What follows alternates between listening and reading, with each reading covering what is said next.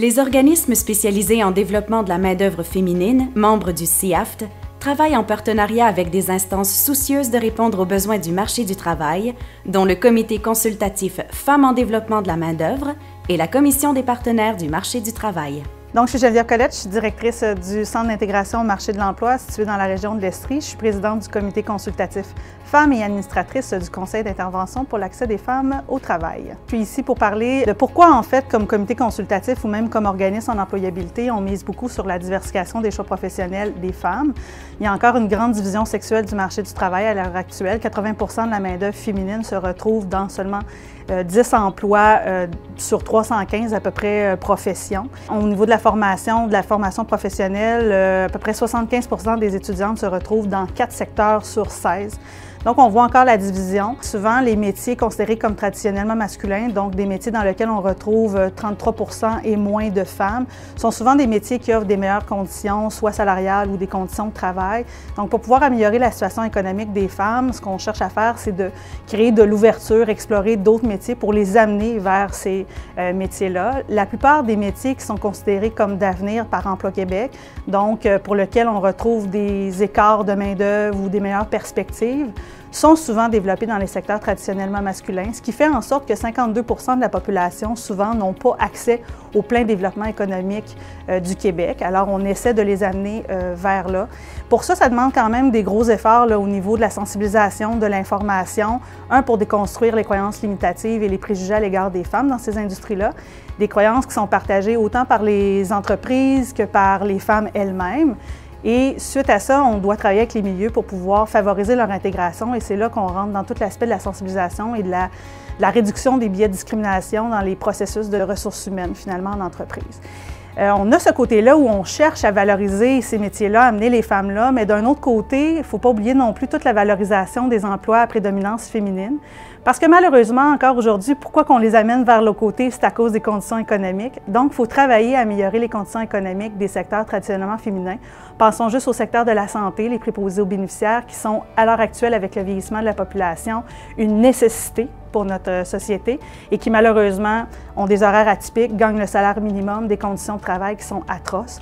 Donc, de l'autre côté, il faut s'assurer, comme société, de travailler à la revalorisation de ces emplois-là pour permettre de continuer finalement à avoir des femmes qui travaillent là et également interpeller les hommes qui n'y vont pas non plus dans ces secteurs-là à cause justement des conditions de travail qui sont peu intéressantes. Madame Murray, moi dans le fond, ce que j'aimerais adresser à la CPMT, c'est dans le contexte où on fait l'analyse des secteurs qui sont en déficit de main-d'œuvre, comment la CPMT peut travailler avec les acteurs qui la composent pour s'assurer que ces secteurs-là vont se doter justement de pratiques plus inclusives pour les femmes, que le développement économique, de la façon qu'il est réfléchi, les gens appliquent une analyse différenciée, également une intersectionnalité pour se dire comment je vais faire pour interpeller des bassins sous-représentés, que ce soit des personnes issues de l'immigration, des personnes en situation de handicap, des travailleurs, des travailleuses expérimentées, etc.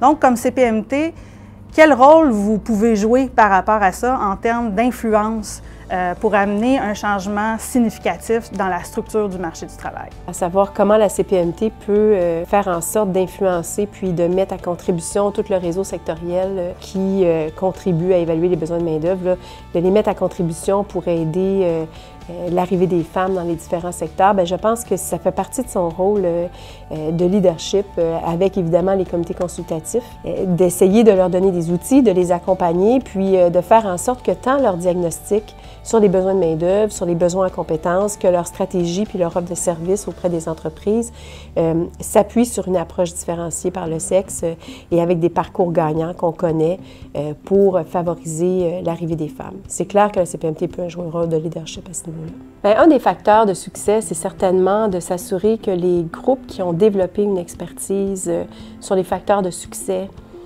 pour intégrer les femmes dans les milieux, par exemple, non traditionnels ou dans des environnements où elles sont moins présentes, puissent partager cette expertise-là avec les concertations qui existent sur le marché du travail. À titre d'exemple, à la Commission des partenaires, bien sûr, il y a une assemblée délibérante avec les grands leaders syndicaux patronaux du milieu communautaire et de l'éducation. Mais il y a aussi des lieux de concertation sectorielle, régionale, de même que des comités consultatifs, bien sûr. Mais donc, je pense qu'un des facteurs de succès pour avoir un partenariat durable, c'est d'apprendre de nos bons coups, de partager ces bons coups-là, puis d'être en mode apprentissage pour soutenir ultimement qui? Bien, la main-d'œuvre féminine, évidemment, puis les entreprises pour poursuivre cette quête d'égalité et d'ouverture sur le marché du travail pour les femmes. Mais c'est sûr, quand on parle de susciter l'intérêt, souvent, on doit nommer les préjugés, puis les personnes importantes qui nous influencent dans nos parcours professionnels.